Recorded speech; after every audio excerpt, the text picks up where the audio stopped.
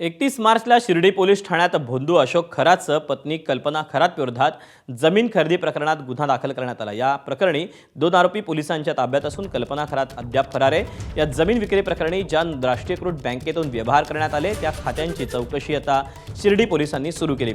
या 2 खात्यातून आतापर्यंत 17 कोटींहून अधिकचे व्यवहार झाले असल्याची माहिती विश्वसनीय सूत्रांनी दिली। याबाबत आता शिर्डी पोलिसांनी आयकर विभागाशी पत्र व्यवहार सुरू केलाय। याचा आढावा घेतला आमच्या प्रतिनिधीनं, पाहूया।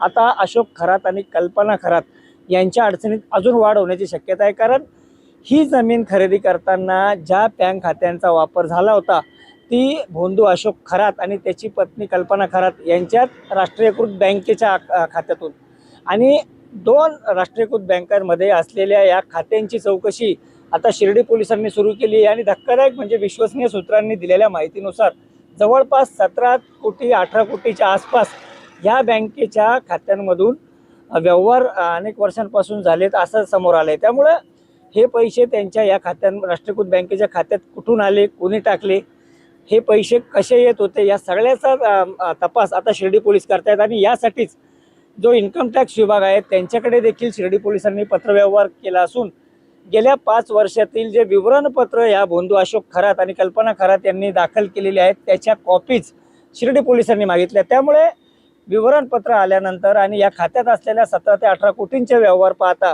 नेमकं आता या पोलीस तपासात काय समोर येणार हे पाहणं महत्त्वाचं आहे। त्यामुळे एकीकडे समता पतसंस्थेतील या 57 खात्यांची चौकशी सुरू असताना आता भोंदू अशोक खरात आणि कल्पना खरात यांच्या 2 राष्ट्रीयकृत बँकात असलेल्या खात्यांची देखील शिर्डी पोलीस चौकशी करतात। त्यामुळे भोंदू अशोक खरातचं त्याच्या बायको कल्पनाचे अडचणी अजून वाढण्याची शक्यता आहे।